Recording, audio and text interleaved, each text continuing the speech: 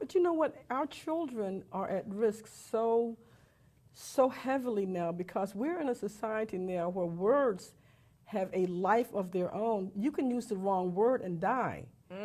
Yes. Yeah.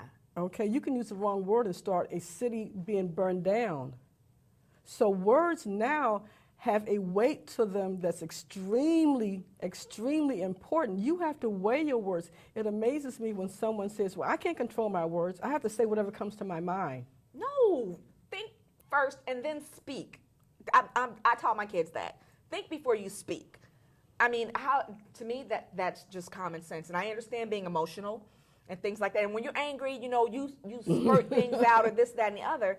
But at the same time, you have to think before you speak. You have to consider how your words are going to affect the person you're speaking to and maybe the people around you that can hear what you're saying. Oh, yes. You know, and I do television and radio and things like that, but I have to be mindful of what I'm saying, you know, and my listening audience. And then, you know, things I try to teach my children, and you know, you grew up on the do what I say, do it not as I do, do as I say, not as I do. You know what I mean? Yes. So it's just the actions and the mindset that you have to develop and that you have to teach yourself and then teach the people coming up, and you have to practice it. Well, that's true. How can you tell your child, because I substitute teach in various school systems, and you hear the kids cursing and talking to each other, and it's like, that's what they hear their mom and dad saying.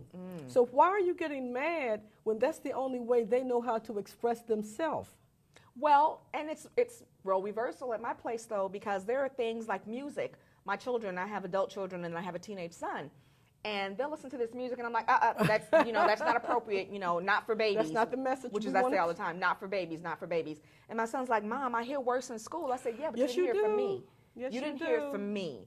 Yes, so I'm like, you know, that's inappropriate. So let's, you know, practice the better but you are judgment. You are one in many that do that. No, you're one in a few that do that. A lot of parents don't have that screening with their children where they can say that I'm going to act this way in front of my child and act this way in front of adults. The way they act in front of adults is the same way they act in front of a child. So the conversation, the content of the conversation is all listened to by the child. So when the child goes to school and repeats that, then the teachers is like, oh my God, did you hear what he said? Like, he said the same thing his daddy said to his mama last night. I mean, but that's the cycle. That's the cycle. But what irritates me and what hurts me is that the teachers and the adults label that child.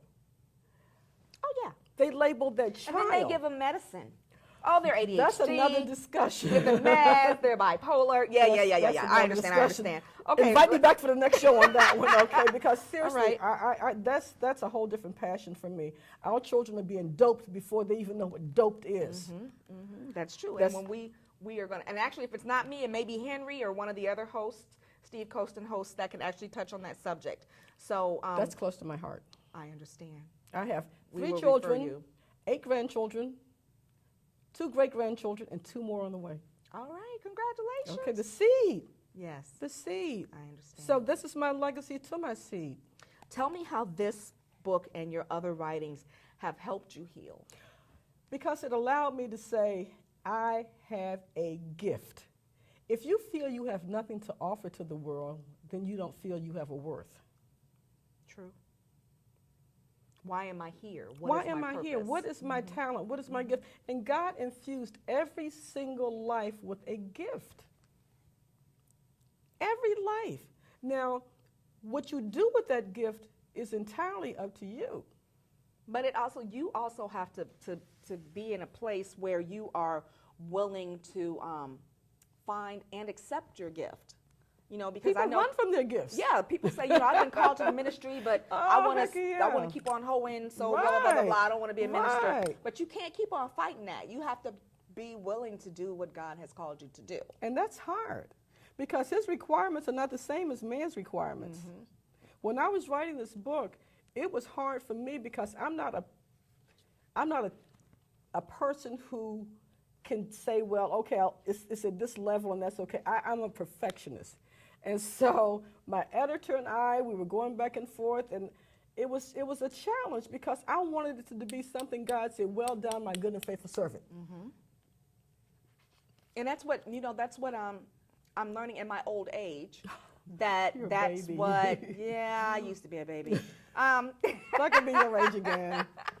Okay. I'm learning that, it takes time. It does. And some people can recognize their It does. calling early It on. does. But for some of us, it takes a long It time, and does. we've got to go through a whole lot of rigmarole before we can get there. When you plant a seed, I like to work in my garden, but I always buy plants that's already halfway decent size. So this year I planted seeds, and I've never planted seeds.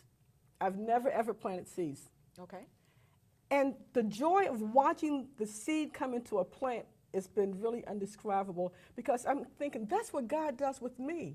He looks at what he planted in that dirt and watch me come up to a flower. And that's what he wants all of us to do, to come up from the dirt that he plants us in. I like that. Thank you. Did you write something like that? No, but I can. Okay. Okay. Okay. I can do that. Okay. I can do that. Tell me where we can find your book. Amazon. It's on Amazon. Amazon.com. Yay. Now, do you have a website? Not yet, but I'm looking Okay. for someone to build a website, so that's my next project. Okay, all right. That's my next project. She needs a website. I found out there's a place, if you are a nonprofit, I don't know how that's working out for you or whatever your plans are for that. They, would you say for-profit? money. No, okay.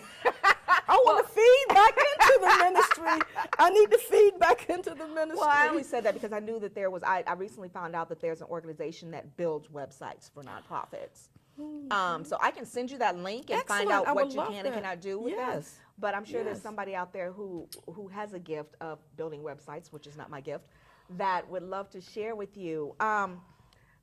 Mrs. Renfro is actually one of my Facebook friends. You can find her there.